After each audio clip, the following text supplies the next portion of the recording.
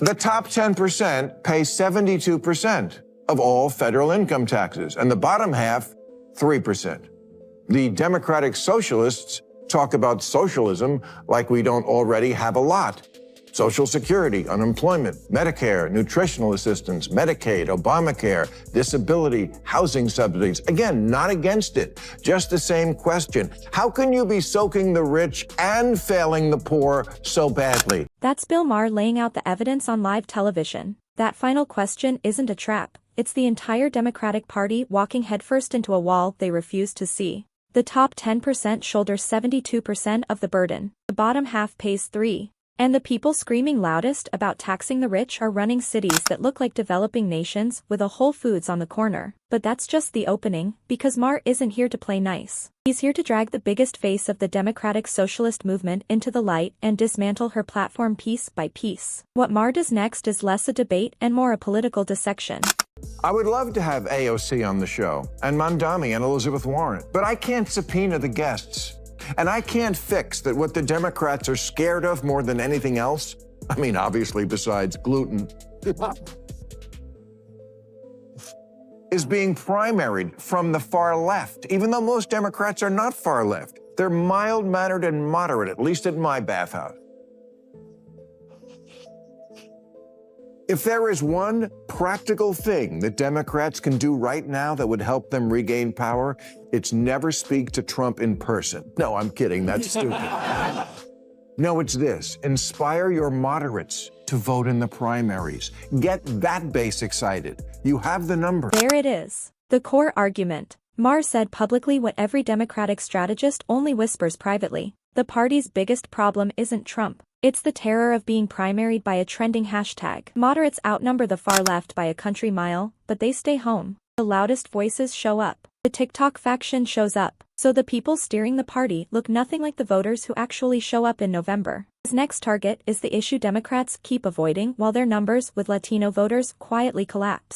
Every month I see a new poll reporting how much Latinos despise the woke term Latinx. It's about as popular with them as a reboot of Speedy Gonzales.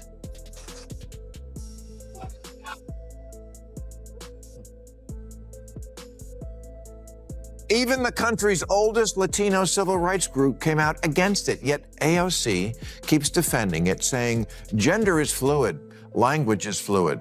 Yes, and Latino voters are fluid.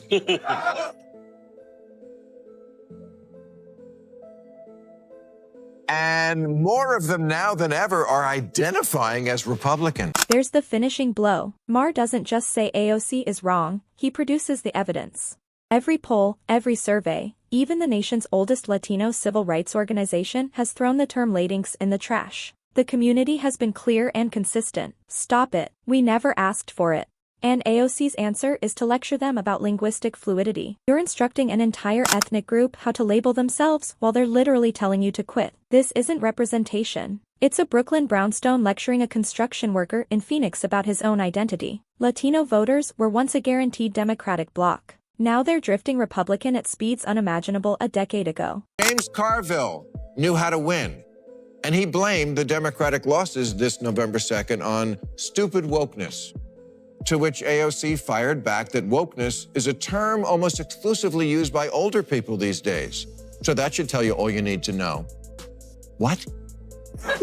This is a term folks like you brought out very recently and had been proudly displaying at every march since. Just last year, The Guardian declared woke the word of our era. I guess they didn't get the memo from the Mean Girls Club. We don't use that emoji anymore. Woke, please, we say fetch now.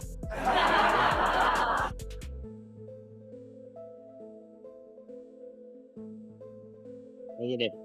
What a great strategy, never missing an opportunity to remind voters how lame and clueless and hopelessly uncool. That Mean Girls line captures the entire problem in one joke. AOC's defense against Carville wasn't a counterargument or a policy. It was a vibe check. Old people use that word. Not you're wrong.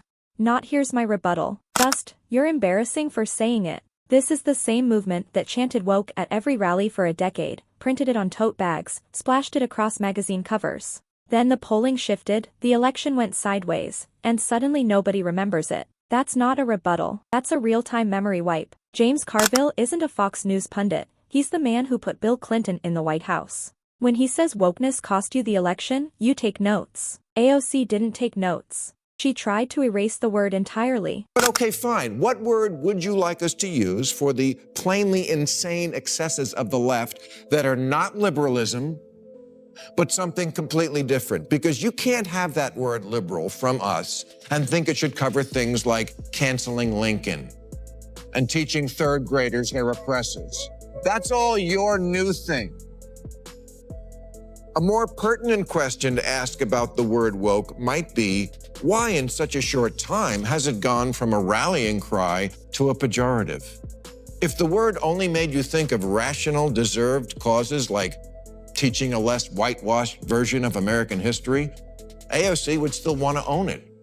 But it's a joke because it makes you think of people who wake up offended and take orders from Twitter. This might be the sharpest line in the whole segment. Maher draws the line Democrats have refused to acknowledge for a decade. Liberalism built civil rights, free speech protections, and the modern middle class. What's happening now?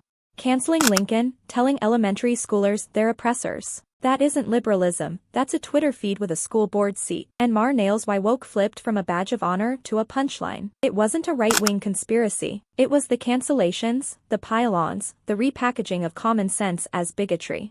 People watched it happen in real time. They didn't need Fox News to explain it. Here's the truth. You're not going to get health care to these people by threatening to tax and eat the rich.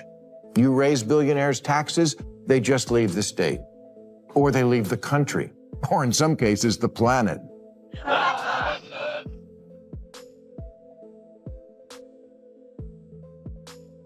I kid Elon, but you know, he had a good idea recently that might be apropos here. During the recent government shutdown, he volunteered to pay all the TSA workers himself, you know, with couch money. That's how super rich our super rich are. They can single-handedly fund entire government programs. Okay, so let's make that a thing. The Adopt a Cause Challenge for billionaires. Tax the rich sounds great on a poster. The problem is the wealthy own private jets. California, New York, and Illinois are all hemorrhaging billionaires. They aren't sticking around to be taxed into irrelevance, they're leaving. And when they go, the tax base leaves with them. The same billionaires AOC wants to vilify are writing checks larger than entire federal programs when they choose to. That's how distorted the wealth gap actually is. The AOC strategy, push them out the door, then act shocked when the revenue dries up. President Biden wants to cancel hundreds of billions of dollars in student debt. Okay, but the poorer 2/3 of American kids who don't get a college degree are going to say, why should the people who didn't go to college and make less money subsidize the people who did go and make more? You want me to chip in so some liberal arts college can build a bigger rock wall? And that single line closes the argument. 2/3 of Americans never earned a college degree. They went to work, built homes, drove trucks, fixed power lines. Now people who borrowed six figures for degrees are asking them to chip in. That isn't progressive. That's a regressive wealth transfer from people who never sat in a lecture hall up to those who already out-earned them. That is not justice. That's a class subsidy dressed in compassion language. Universal basic income. Probably sounds pretty good to a lot of people struggling without a college degree. And a number of cities have been running pilot programs in guaranteed income. But the West Hollywood program had to be suspended because it was unconstitutional. They set up a program where 25 residents were to get $1,000 for 18 months, but only a few identified as LGBT, the rest of that. This is where the identity politics framework splinters on live television. West Hollywood attempted a universal basic income, but only for a narrow slice defined by identity. The courts struck it down because in America you cannot distribute money based on who someone sleeps with. That's the detail the cable news version of socialism never mentions. Even the policies the far left wants most keep tripping over the same identity obsession, destroying them at the ballot box. The left will seriously quash all their loony woke, and the right will stop the slide into autocracy. That's really the only card left to play.